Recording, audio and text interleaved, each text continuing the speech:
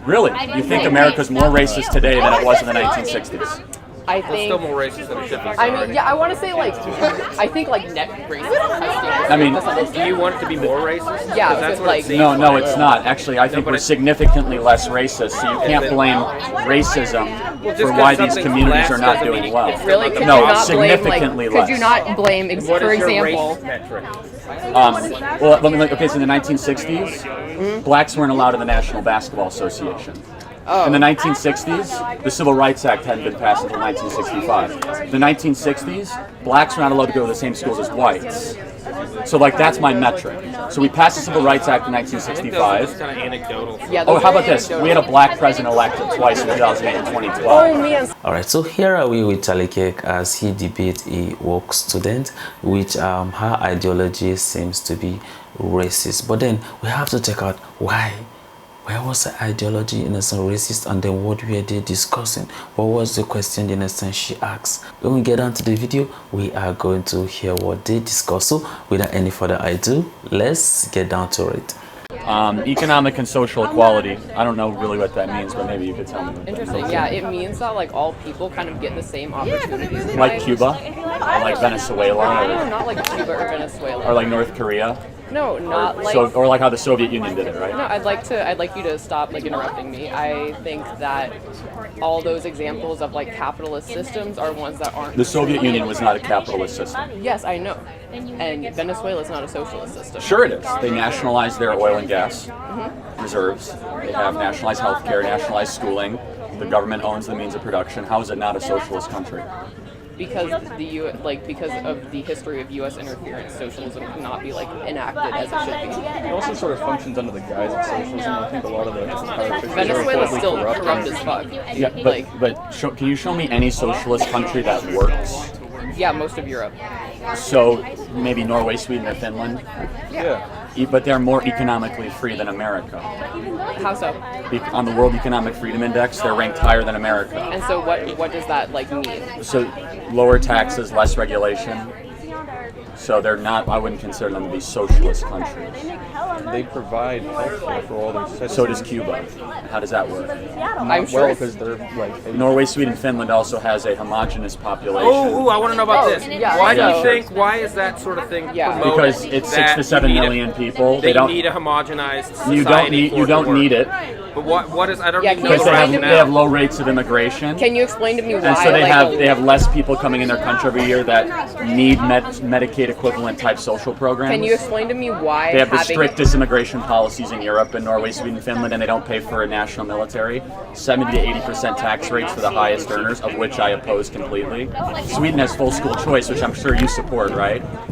I don't. Oh, okay, but Sweden has full school choice. I mean, Sweden's if all, also ranked higher on if the all world. schools are funded equally, then yeah, I would support school choice. But the fact is that schools in like richer areas have better funding and So- thus give people but- better education, as opposed to poorer areas, and thus poor people who can't afford to like choose that rich school, who can't commute, who can't like afford the tuition, are not going to be able to get that level of education. So why is it that we've spent more on education in the last 60 years federally, but our test scores have gotten worse? Why do you think that is? Because testing is not a measure of. How about graduation rates?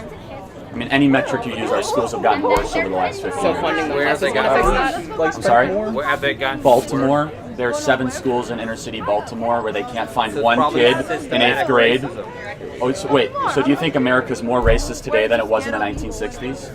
In some levels, yeah. Really? You think America's more racist today than it was in the 1960s?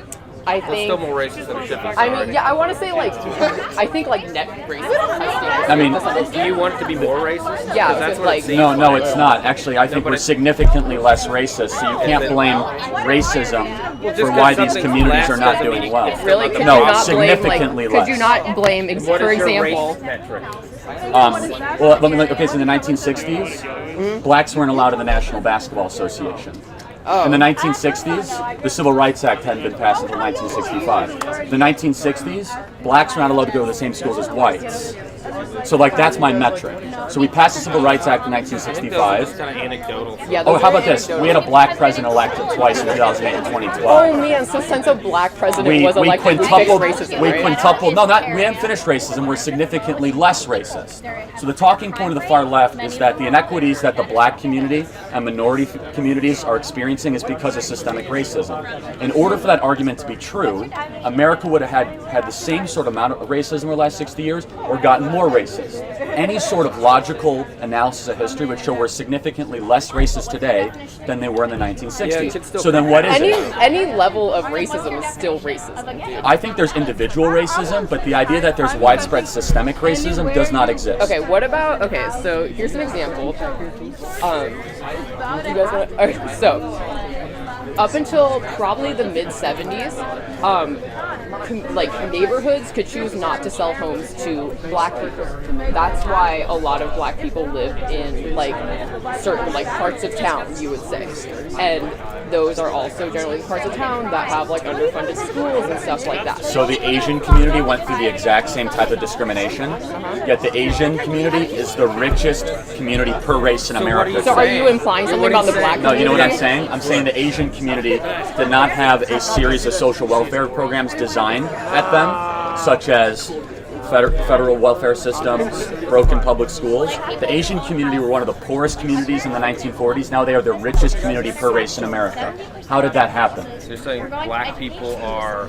They were What are taking you- advantage. what Black are you people are in- poor because of the Democrat Party, who got them addicted to government benefits, stuck them in clustered urban areas, put them in broken schools.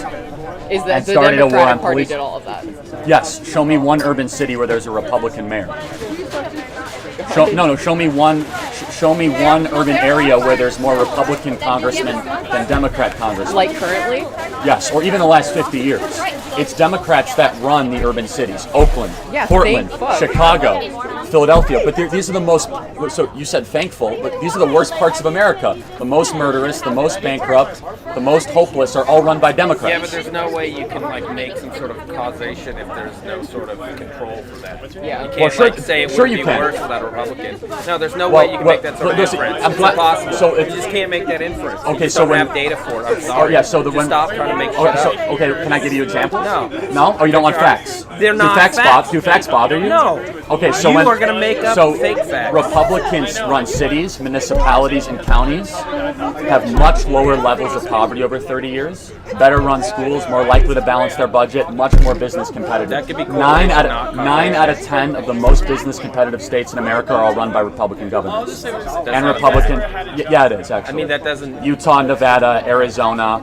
that doesn't necessarily have any sort of relevance to your point. So why would you say that the broken inner cities in America all have Democrat mayors, and the best run states all have Republican governors? Why would you say that? I would say that's the case? possibly because people see that Democratic mayors and Democratic government officials can fix the broken system. Have Democrats fixed anything in the last 60 years? No, because you're right. Okay. Because we've had a Republican-controlled Congress. No, we've had a Congress- Democrat-controlled president from 2008 to The 2016. president does not have like ultimate power over No, the you're right. United Obama States. controlled the House and the Senate, passed the health care bill that destroyed 1/6 of our economy, borrowed trillions of dollars, raised taxes, grew government, and then Republicans took back the House of Representatives and Honestly, eventually I the don't know presidency. why you're so upset when you still have a ton of money, dude.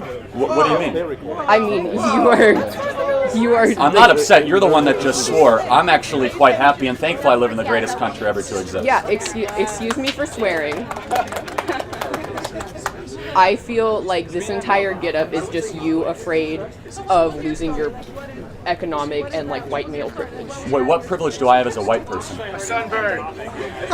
No, seriously. He's just ignorant. No, Honestly, you know, no. it was nice to meet Can you. you, Can I shake your hand? yeah, but can you Can I explain shake to your me? hand? It was nice to meet what- you. what- I'd like you to think what about does- the what- way your actions affect other people, not just the white male people in this country, No, but everybody in what this does country. being a white person have Think to do about about that. anything?